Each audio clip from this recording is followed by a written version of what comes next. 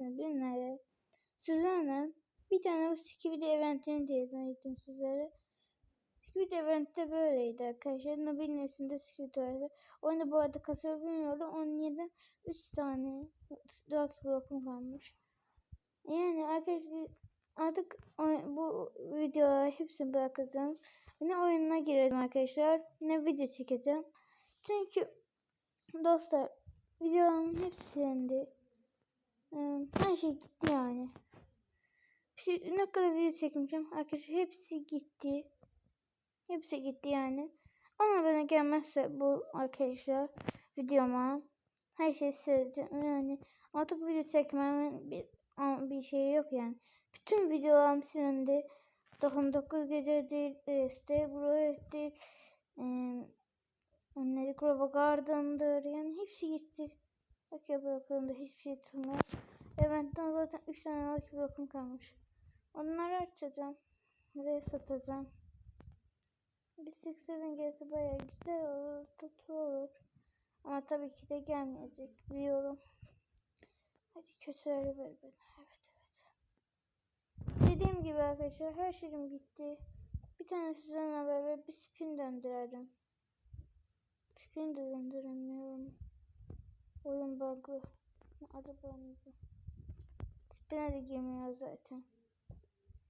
Yani arkadaşlar bir hesabım vardı, alt hesabım. Ama orada bir Lost Lucky Blocks, 2 tane, 3 tane Lost Lucky Blocks'um kalmış.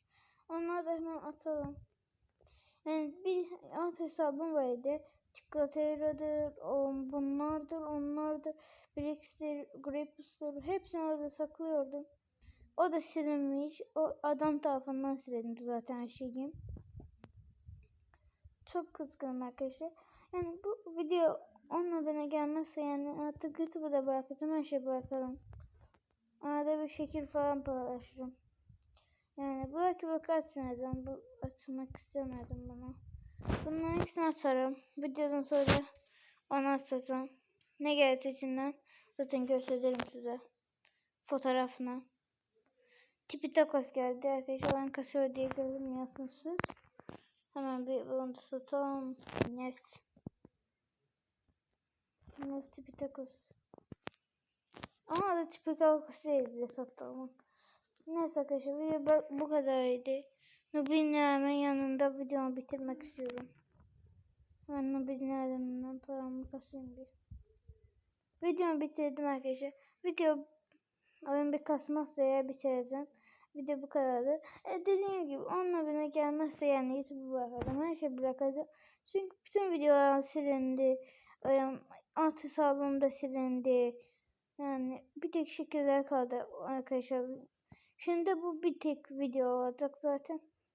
Bay bay. Kendinize iyi bakın. Bay bay. Kapan artık videoyu. Kapan. Neyse dediğim gibi. Çok üzgünüm.